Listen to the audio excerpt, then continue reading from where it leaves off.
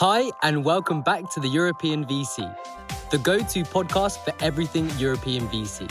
If you love our show, share it with your friends and join us in the EUVC community syndicates at theeuropeanvc.com. Today, we're happy to welcome Jamie, CEO and founder of Creator Fund, Europe's leading university student-focused fund. Jamie launched the fund in 2019 and has since grown its presence to more than 25 UK universities. The inspiration for the model came from his time at Stanford, where he was an investor at Dorm Room Fund. Jamie is a true thought leader in the space and is leading the charge, pioneering a new generation of funds that we expect to see from him in the future.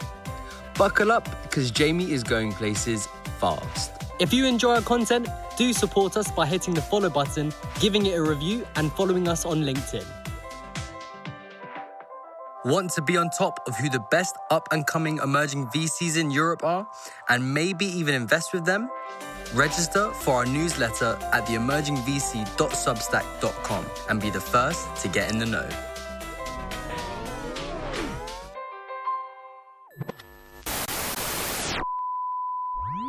Jamie, welcome to the European VC. It's super cool to have you here with us today. How's everything? Yeah, it's great. Thank you so much for having me. Fantastic to be here. Before we start, I always like to start in the same way. It's super fun to hear how different people got into venture. So tell us, how the hell did you get into this wonderful world of venture capital?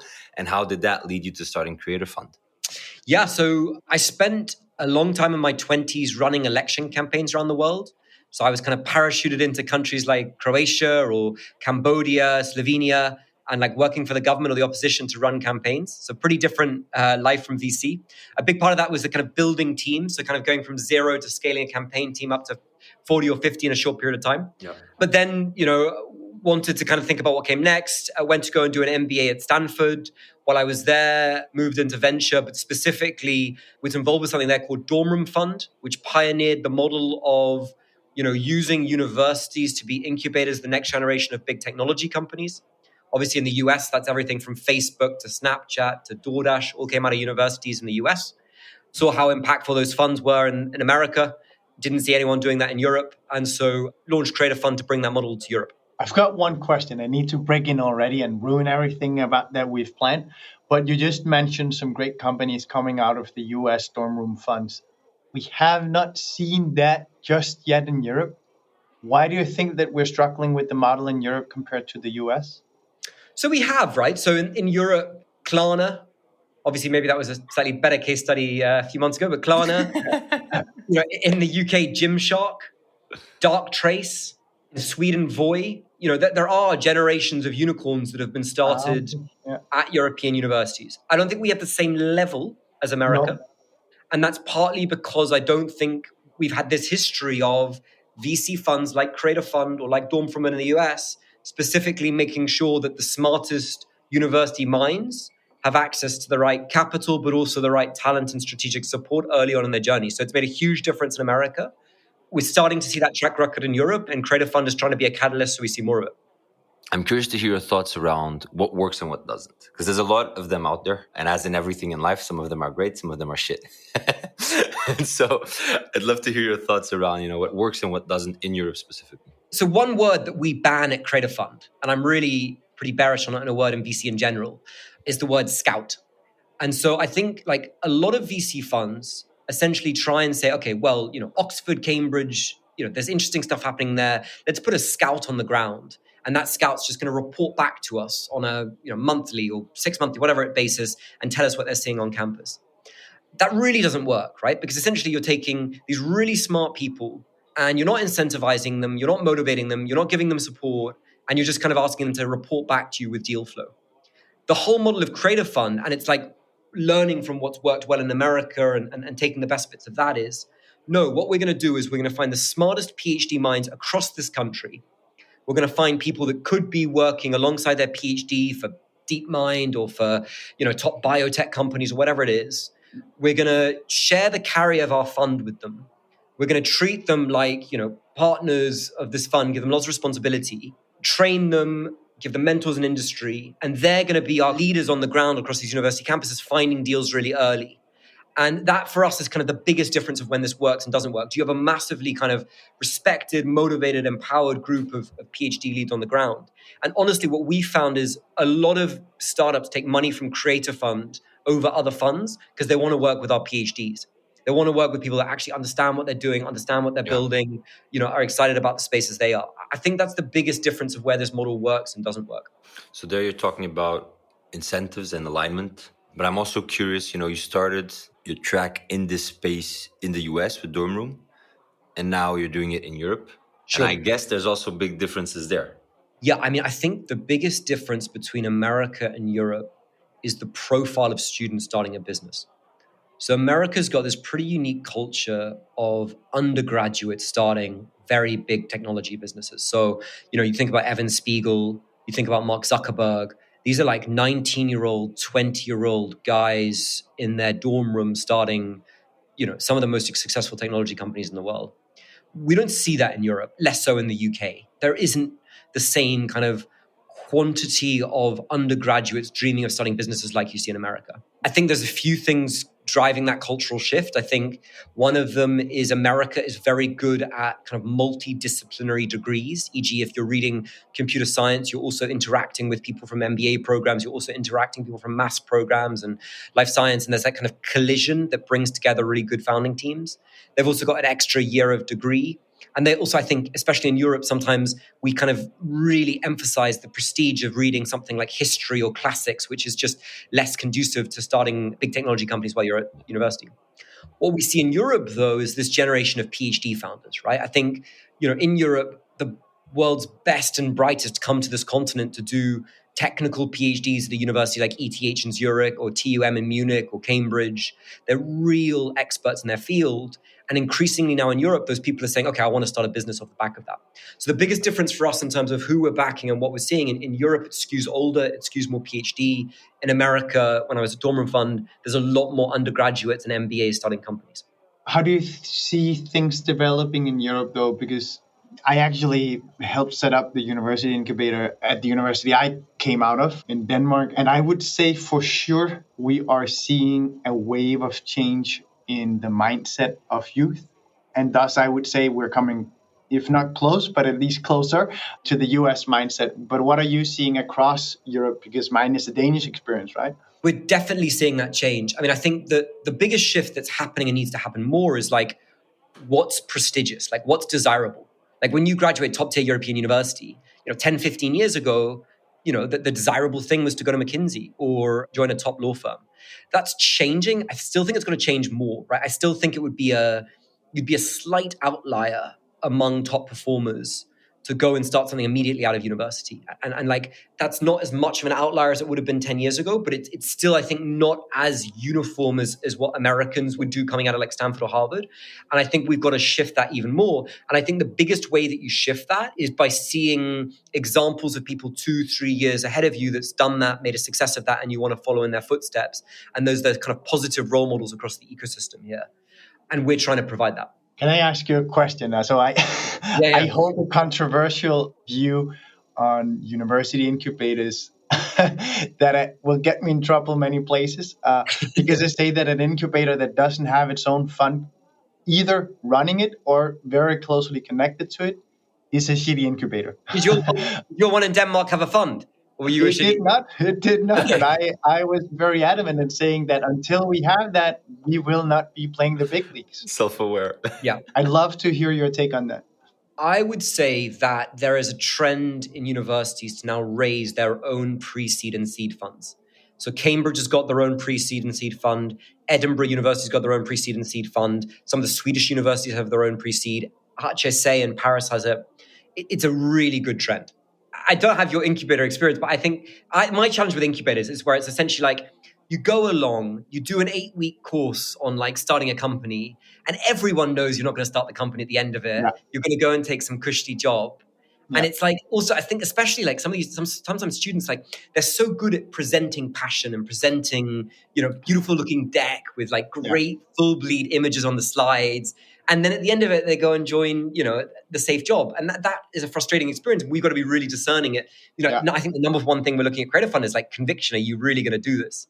And I think the trend away from just like incubators that are essentially just educational to incubators that have got money and, potentially universities writing your first 20, 30K check into the startup. That's a really positive trend. Yeah. And then, I think also the other thing that universities are uniquely able to do is connect you into industry, right? Like the Swedes are very good at this. Yeah. Volkswagen puts a lot of money into the university in Gothenburg.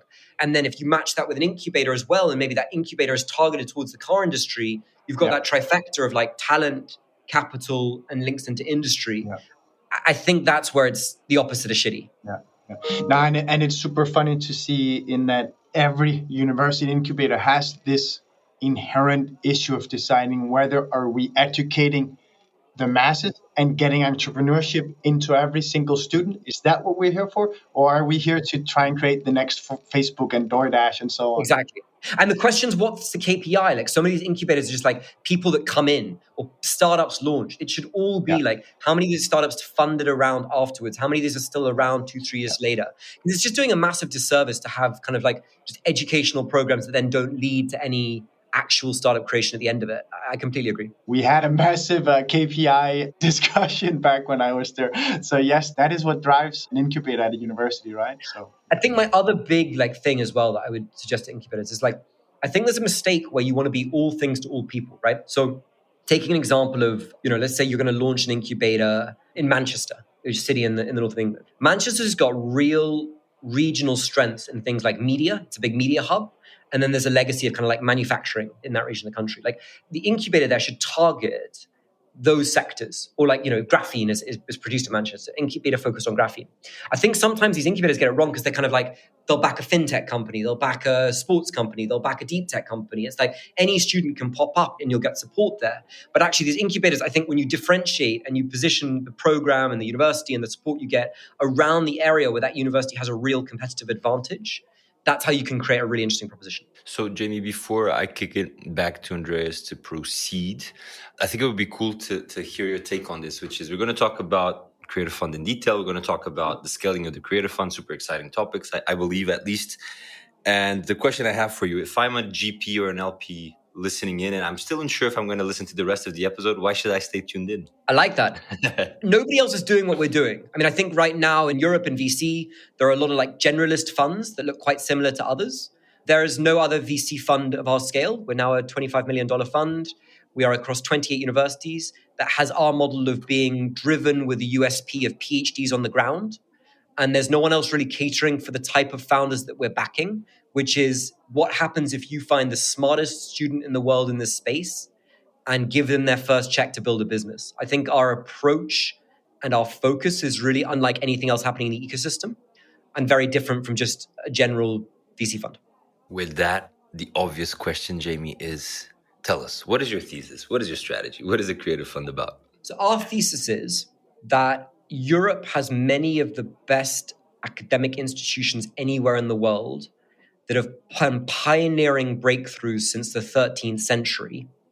And if you want to find the next generation of big frontier type breakthroughs, the best place to look is inside university laboratories and university classrooms. And if you can get the people pioneering in biotech, the leaders in AI, the best roboticists, if you can get the people in those universities starting companies rather than potentially what they've been pushed towards in the past, which is publishing or going into academia, we've got this engine, this incubator, this ability to really create great technology businesses out of that expertise, out of that talent, out of that history of innovation. And Creator Fund exists to help those founders do it. What about strategy, Jamie? So how early are you going? How many companies are you backing? Give us some insights there. So our job is to have somebody on our team, so we've got a team of 38 people, as close to exciting innovation as possible. So our aim is to have somebody embedded in every classroom, every laboratory where exciting things are happening. And so we're trying to find, this high innovation companies very early. And so we will write a first check of up to about £600,000. So it's between £100,000 and £600,000. Typically, we're investing in rounds between about $500,000 and $3 million, but our sweet spot is probably $500,000 and $1 million. So first check in, typically leading that pre-seed round, and will invest as soon as the founding team have the conviction that this is what they want to spend the rest of their lives building. So the technology can be early, the idea can be early, but we're looking for maximum conviction that these founders have burnt their ships and this is what they're going to do. And create a fund is then your partner to take this the whole way once you've made that commitment yourself. Just to clarify, Jamie, in terms of Geo, as of today, what is the coverage? Geo, as of today, we are across 25 universities in the UK. We have a small pilot team in Stockholm. And in October, we're launching in the Dhaka region as well. You used a well-chosen word there. They've burned their ships. I'd love to just tap a bit. How do you measure this conviction? Because that's the most difficult thing I find when it's pre-seed and also student/PhD people. In our view, university investing has had the wrong focus for the last 10, 20 years, right? So primarily in Europe, the way university investing has looked is it's been focusing on the IP, the technology, and not really the founding team. Mm-hmm. So there's a lot of money going into businesses coming out of European universities where you're saying, okay, look, I don't care if the professor is 1 day a week. I don't care if kind of everyone's, sometimes you see the kind of like the team list and it's like 10% of this time, 5% of this person's time, 20% of this person's time. And then you add it up and you get to 100, but you 100% like 20 people, each of whom's done a little bit of their time. And that's kind of what university investing's looked like for the last 20 years. And the emphasis there has been, let's back great technology. And actually, if they don't manage to commercialize it, it's not the end of the world because we can license it out anyway. In our view, that's not the right way to approach it. What we say is, no, actually the founder, like we think they're like a brilliant technical person that also has like that kind of commercial DNA somewhere that we can help build into even more. That founder is very valuable and we'll back them as much as we're backing the technology. But with that, we expect them to be completely in this. So what does that look like? Number one, we don't back teams where it's a lot of professors, all of whom are going part-time. Somebody's got to be 100% in. Somebody's got to be worrying about this from dawn till dusk. Now, if there's a second co-founder that's 50-50 because they need access to the labs, okay. But the critical person who eats, dreams, sleeps, from dawn till dusk about the startup, they've got to be 100% full-time. And secondly, we want to know what they've sacrificed, right? So like these PhDs coming out of the AI program at Oxford, they've got a huge amount of opportunity, right? They could be at Facebook. They could be getting a very well-paid job, engineering job at a startup. We want to see like, what have they turned down? What have they put into this to convince us that this is the most important thing? And there's been an opportunity cost relative to the other things that they could have pursued. And honestly, the profile of founder that we back most often is a top PhD where everyone around them, so for example, we backed this great vaccine company out of Oxford. Everybody around these PhDs were telling them, hey, go into Oxford, become a professor, get a great kind of room overlooking an old quad, and nice leather couch. We'll get you, beautiful 14th century ideal of Oxford life. Go and do that. And it's very, prestigious, and you publish and you've gone become an expert. And these guys said, no, we think we can have more impact by building a business. We're going to take this vaccine thinking out of the laboratory, actually go and build a real company out of this. For us, that is actually a really high risk, really like founder first decision to make, because you're going against the grain of what people are telling you to build a business instead, and you're putting everything into that. We love that profile of founder. In our experience, that's been the most successful type of founder coming out of university. How do you think about assembling these teams? Because it's very typical that these very technical teams coming out of university have limited exposure to the business world, and thus they either lack that capability inside the team or lack the network to be able to tap someone to come into their team. How do you think about building these teams? So because we've got a network across all these universities, we're really good at getting that commercial person in. So maybe that might be, we've got a company in Cambridge, which is PhD and postgrad in NLP. He's teamed up with an executive MBA from London Business School, and she spent 15 years working in industry before she went and joined this startup. So we're quite good at plugging talent in. But I think what we disagree with is the idea that you've got to step the PhD down and put somebody else in CEO. We think PhDs that have made this decision to build a business and are taking this kind of, iconoclastic path of leaving academia and building a business, actually, often they've got in their DNAs the ability to be a really effective CEO. And they also really love and understand the space. And we want someone with that expertise in charge.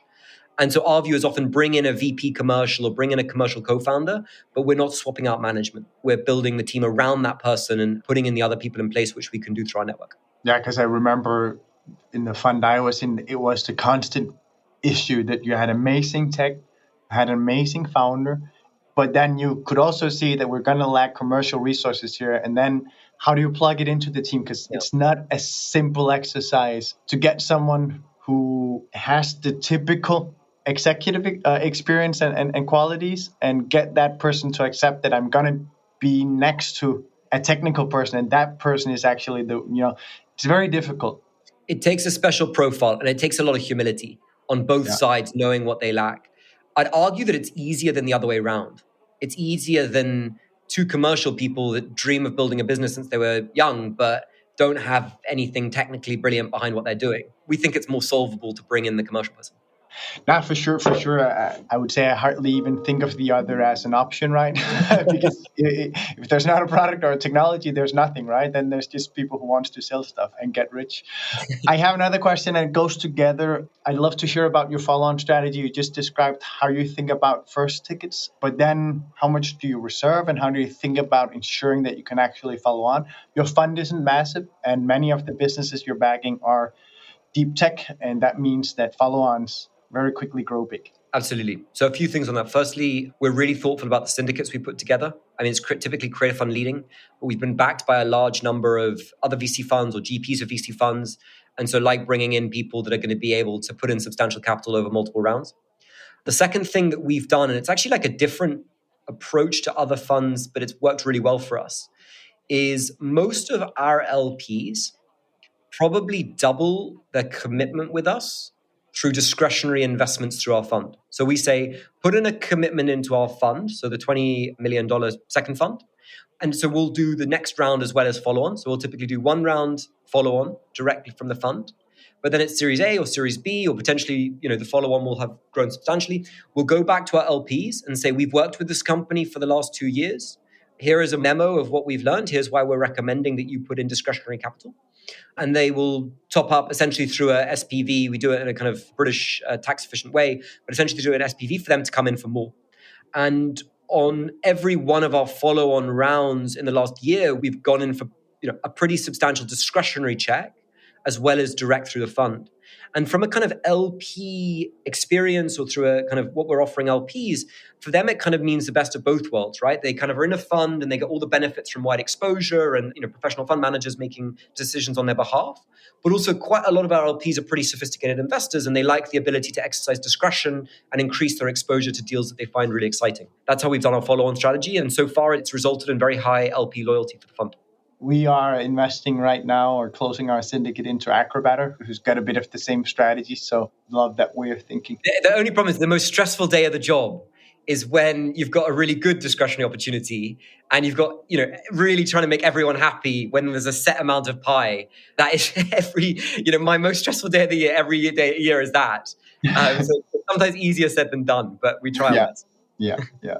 That means that in effect, you don't have in your LPA a predetermined method to distribute the follow-on rights between the discretionary vehicles? Yeah, so we do it pro rata, but the reality is we often are very good at getting much more than our pro rata. So, we work really closely with our founders. So, last year we invested in a company that's creating electronic skin for robots. So allowing machines to touch and feel like human beings. Loved the company, went in really early, and then they did a large follow-on from Octopus. And because we'd worked so closely with the founder, I think he gave us about 5x pro rata in a pretty oversubscribed round. And so the initial investors have the right to do, their initial pro rata, but then there's the extra allocation. And that extra allocation, you don't distribute pro rata. We don't do it strictly pro rata, partly because it's really hard to do that, to make sure that everyone's getting I am sure that you're having some fun conversations with your LPs around that. That's like inviting everyone to the party and then deliberately making sure that you don't have room for the last five. No, I mean, the reality is like what will happen is we'll say like, look, we'll have 5 or 6 LPs that are robotics experts. Or we'll have, it's a Scottish company and we'll know that some of our LPs, really love Scottish deals. Yeah. And so we'll put everyone in for pro rata and then we'll try and max the extra allocation in a way that most aligns, people that have got expertise in the space or people that are really excited by the sector and give them that extra allocation. Yeah, it makes sense. Plus, I guess they are more involved when you also... Yeah. Exactly. Yeah. That's the interesting thing, right? Actually, when somebody makes a discretionary investment, it's actually, still through us, but when someone makes a discretionary investment, They are just more kind of involved and more, emotionally tied to a company relative to when they go through the fund vehicle. And actually, our LPs add a huge amount of value to our companies, especially when they've gone in on a discretionary basis. When they go on a discretionary basis, do they typically go in with their own fund as well in that round? Or, sometimes that happens, sometimes it doesn't. It's a mix. It's generally through us, but it's a mix. Yeah. Okay, so we just had a talk here about this whole point of you having very active investors in your LP base who are doing direct deals. I've referred to some of them as fund managers. That's because they are. Yeah. You have a very impressive list, so feel free to share whoever you're comfortable sharing. After having done so, I would love to ask you to reflect a bit on this constant discussion that's between GPs. Should we or should we not have later stage investors in our LP base? It's oftentimes a perfect strategic match, but it also comes with trade-offs. I'd love to hear your thinking. We're really lucky. We've got a fantastic LP base. Broadly speaking, it's probably, about 25% VC funds or GPs of VC funds. We've got really great GPs that come on an individual basis. It's probably about 25% exited founders or current founders. We've got probably about 20% of funds, family offices, institutional investors. That's been a big change for us in terms of them joining us for the second fund, and they've added a huge amount of value. And then individuals, professionals.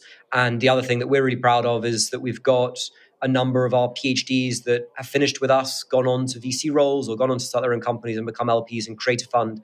And we're a first LP commitment for them or first entry point into investing in their own right after they graduate. That kind of makes it up. Can go into specifics in any of those groups about who's involved, but it's a really high quality list. In terms of the question about follow-on funds going into the LP base, for us, it's been fantastic. So we've probably got 10 VC funds or GPs of VC funds involved in Create a Fund. They invest both for the ROI of our fund, and they also invest because they're later stage funds and, they want to, invest in our companies and see the deal flow of what we're seeing. And for us, that's a win-win because for our companies, they've got the ability to talk to high quality later stage funds with a strong introduction from us. And for our LPs, they're getting an additional benefit from being in Create a Fund. I think what's critical in doing that is making sure that nobody has preferential access. So there's not a sense that somebody's going to see something first before others. And obviously that would have signaling risk as well, right? You don't want that if somebody hasn't invested in one of your companies, others are asking, well, why didn't that happen? But as long as it's a level playing field and you're also showing the right companies to the right people when there's a kind of match, I think it works really well. I'm actually curious, Jamie. So correct me if I'm wrong. You're in Fund 2. Fund 1 was roughly 5. Fund 2 is 20, 25, something like that, right? 20, yeah. 20. And so I think also part of this discussion is also driven about where do you see, your own firm growing into the future, right? That's at least my experience. And I think some GPs have the view that they want to grow more multi-stage. And then, maybe this LP base is less interesting. If you want to stay more stage focused, early stage focused, it's more interesting. I'd love to hear reflections on that for Create a Fund specifically. Yeah, can I ask a question back first? Because I was interested in the question you just asked me. You said, a lot of people have been saying that it's bad to have later stage funds in the LP base. And I guess other than the preferential point, what's the reason that you've had from other fund managers about why it's a negative?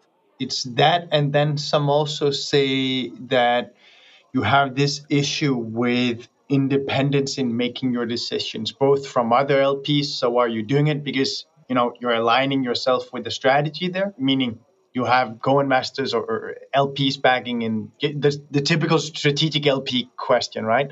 How do you actually manage that? And then there's the relationship towards the founders. So the founders go out and raise a second round. Who should they take money from? That you're helping them prep for that round.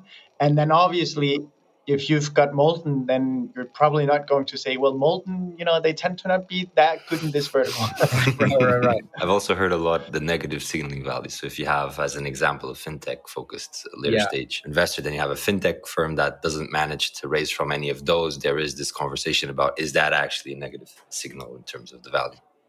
I think the two key things are not having somebody's got preferential access over others, and then just setting expectations really early that you make the introduction, and then the conversation happens directly on a fund to founder level. Yeah, but that's interesting. We haven't had that, but maybe maybe we're set in a couple of years and come back and.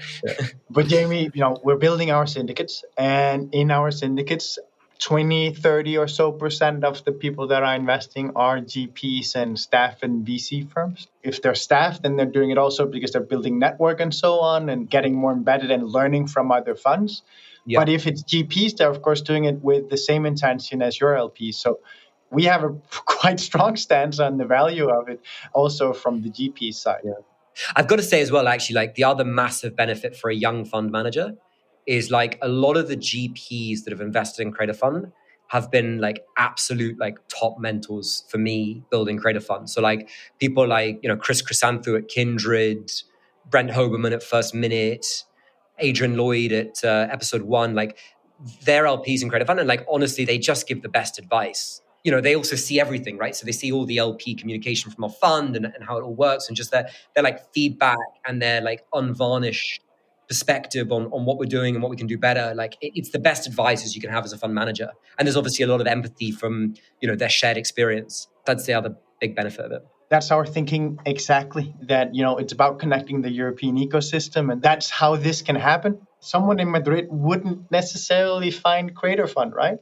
Yeah. But now, because of our syndicate, people will see it, and then you might strike up a very, very good relationship with someone you would have never met, right? I think that's absolutely right. And I think that's the challenge, and pivoting that to David's next question, that's the challenge for us next. I mean, the vision for Create a Fund is, we want a top PhD founder from Madrid to Stockholm to Athens to Cambridge to meet a Create a Fund student investor first, for us to be the first check into that company, and to help scale the next generation of great frontier businesses across Europe, across top-tier institutions. The fund vision, but also the challenge that we're thinking about now is how do we take what's worked, very effectively in the UK, to a smaller extent, worked well in a pilot in Stockholm. How do we take that to scale that right across Europe? Because I think there's a real opportunity for that kind of deep tech leader across the European continent. Like you might have like a Lux Capital in the US. Like there's an opportunity for someone to build that in Europe. And we think we've got the model that can do it. And that's what we're kind of thinking about now. And that's what we like to call the MI6 model of the Creative Fund. Can you deep dive into it? Yeah. Is there a Portuguese Secret Service? Do I need to come up with a different... Yes, but I can't reveal it. Are you in it? That would be cool. That'd be a cool double agent. A Portuguese Secret Service and a podcaster. It's a good cover. Plus, it's super easy being a podcaster. So, any MI6 Secret Service guy can do it. So... I'm a big Borgen fan, my favorite Danish show, and they talk a lot about the Danish Secret Service there. So I'm clued in on, is it PET, P-E-T? That's my new, I know about. Exactly. Well, we have a great case going on right now with the former head of the PET agency they have wiretapped his whole house and listened to his conversations with his wife in bed. And it seems to be something that maybe did not happen that much out of anything else than political reasons. So we've got a great scandal coming up for an upcoming Borgen episode. What are the Danes? I mean, Denmark always feels like quite a stable thing. Why are they tapping? What's the Danish Secret Service whispering about that? It's super weird. He's being prosecuted for having shared confidential material with journalists and his wife. Okay. And it's like anyone at that seniority level would have spoken to their wife about this. But their wife is also security. You've got security clearance on her for a reason, right? Everyone knows that you do that. Whatever he's spoken with the journalists about is something that was all out in the open to everyone already. So it's super dodgy what's going on. The lesson for VCs is if you sign an NDA, don't talk about it with your wife or husband back home, because the Danish Secret Service might be they're gonna fuck you. finding out what's going on in that seed round. Okay. Well, I like the segue into Secret Service. But, our vision, it's much less nefarious. So Create a Fund is not tapping anyone's brooms. But what our vision here is, we are training the next generation of brilliant investors, right? So there's been 90 people that have been through Create a Fund programs. We are doing our 5th cohort right now. So we're recruiting our 5th generation of student investors. Those are brilliant, PhDs in everything from cell signaling to robotics to oncology, advanced mathematics, applied physics. They go through the Create a Fund program, and then they graduate, and they either go and start their own company, which we want to back.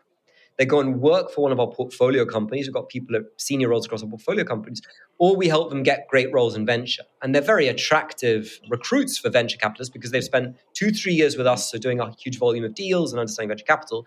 And then they're real technical experts. So kind of changing the old model where, maybe a lot of people going into venture in Europe were management consultants or people from investment banking. It's technical experts going into that. The MI6 thing, in a kind of positive force for good way, is that we've got credit fund people right across top tier funds around Europe.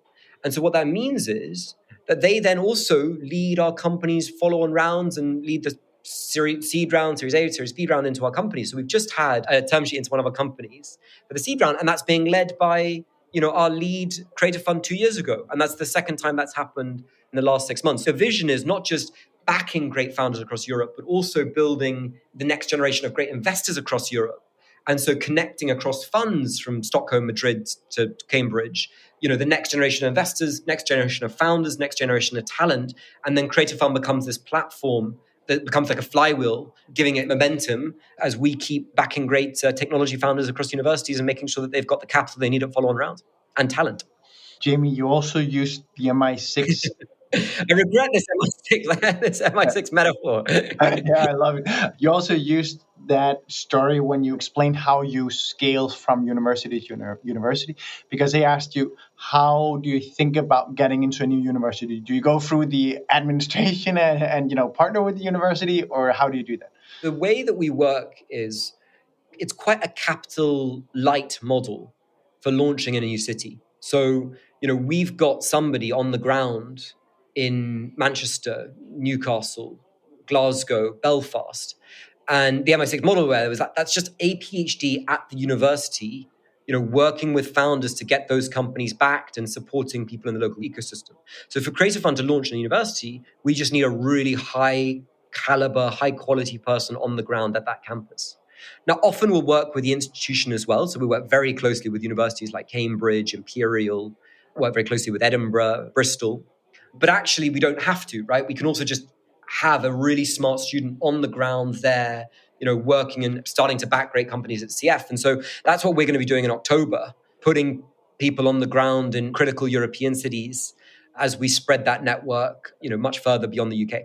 Last time we spoke, you said, and I quote you here, 7 out of 10 times we work with the universities, but when the universities don't set up the founders for success, we are the alternative to the TTOs. Absolutely. I'd love to just hear you dive a bit into this issue and where you think we stand in Europe and so on. So there is a massive range of university policy towards IP across Europe.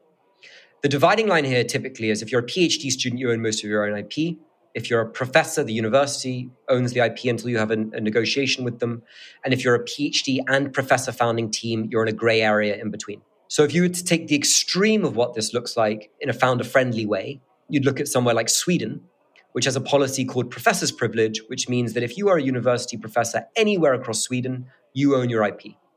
And that, I think, has been a major driving force why you see huge numbers of startups coming out of Swedish universities, but also big multinational companies working with Swedish universities on innovation, and also why so much international talent goes and studies at Sweden and gets professorial positions there. The other end of the extreme are universities that are taking 50, 60% equity in return for giving the IP to the startup. I think there's a really happy medium in between. Actually, I don't think you should go to a position where it's 0%, but I think a university like Cambridge has got a really healthy policy of typically it's sub 10% and works really well with the founders. But I think it's a major problem that you've got these universities taking an equity position that suddenly shuts down so many doors for later on rounds, right? It shuts down any ability to go and raise a Series A fund from a top tier mainstream VC fund that expects the founders to be on 50% equity pre-Series A, if the university set the company up where they're not even at 50% pre-funding. The university's taking 50% pre-funding, model that out in terms of dilution. What are the founders going to be at Series A? And if you then say, well, actually, there's all this potential, all this innovation at these universities that should be getting funded, should be getting follow-on VC rounds. I've got a real objection to when universities do that and take that IP position. And so, the creative fund model is, look, often co-invest with universities, often bring universities in. I actually think so many people work in tech transfer offices and work in VC funds across universities, maybe like Andreas launching the incubator in Denmark, that are absolute like superstars. That was not me. That are playing a huge role in the success of the startups coming out of these universities. Like the people that we work with, some of these universities are, absolute top tier performers that are, probably when this company IPOs, the founder's going to be pointing back to that person that got them started at the university and saying that individual had more impact than most VC funds we worked with. And they actually are under celebrated in the story here. But at the other end of the extreme, there are tech transfer offices taking 50%, going in year-long negotiations with founders, driving founders into the ground. With a James Bond metaphor, it's a bit like kind of when Goldfinger straps James Bond to like the gold laser beam and you're kind of sweating and torturing for the year negotiation, wondering what's going to end up at the end of it. Do you expect me to talk? I'm loving the metaphors. And that end of the extreme, there's got to be an alternative. And that's where I said, creative fund side, actually, on the PhD side, it's harder if it's a professor, but PhD side, we can say, look, we'll invest early, we'll make it really quick, let's get you a fair valuation, negotiation that takes a month, not a year. And you can start this company outside that IP world and not make certain decisions that actually would have gone you down that IP journey, where actually then the university by definition has an IP stake in the company. But at the early stages, you can do certain things that give you that flexibility. And we're going to set you up with a cap table that's going to make sure that you're going to be able to raise the follow-on capital you need. That's our kind of worldview of it. I feel like we could continue this conversation for easily an hour. I have like 3 topics top of mind that I'd love to discuss. Unfortunately, we're out of time. Okay. And we always like to end our episodes with a quick fire round. And the quick fire round, Jamie, is when we ask you 2 to 3 questions, 30 to 60 seconds answer each. Are you ready? So not that quick. I thought it was going to be like one word. Okay. We can do it like that. Right now, they're choosing the next prime minister in the UK. And so they have quick fire rounds that no one's willing to answer a quick fire question. Jamie, show them how it's done. Okay. First question is, in deep tech and life sciences, what areas excite you the most that other people don't really feel that excited about? Very bullish on drones. I think drones are an Amara's Law type situation where they were over-egged 3-4 years ago, and they are now going to reach back more of an equilibrium of their potential. I think that it's very hard to see how we're going to transform logistics in places like healthcare without drones as an enabler of that. And actually, that's going to be our next investment at Creator Fund. I'm also very bullish on robotics and specifically Europe's potential to build world-leading robotics companies. I think sometimes we all look east for South Korea and Japan. We think some of the most exciting things in the space are happening in Europe, especially enabling software that's going to power the next generation of robots. Second question, Jamie, what are your top tips for emerging VCs around Europe who are probably now fundraising in these current market that we have? I think transparency, like don't oversell. LPs want to understand the mistakes that you've made. Like as a fund manager, you're making lots and lots of decisions every day, and bad fund managers are the ones that have decision paralysis and don't decide. And so with the high volume of decisions you make as a fund manager, by definition, you'll be making mistakes. And I think articulating the mistakes you've made and what you've learned from them and why is really powerful for LPs. I'd say the second thing is differentiate. I think there are way too many generic funds that have very similar strategies to others.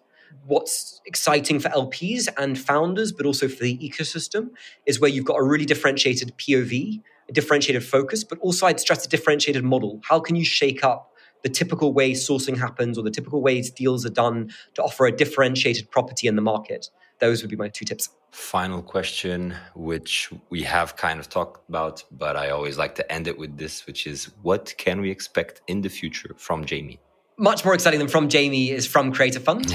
And from Creator Fund, I think in the next 2 years, you're going to see across European universities a fund in the laboratory, in classrooms, being that partner that the absolute top 1% talent leaders in their field need to build scalable technology businesses.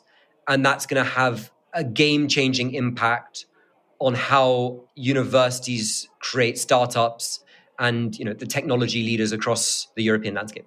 That is absolutely amazing.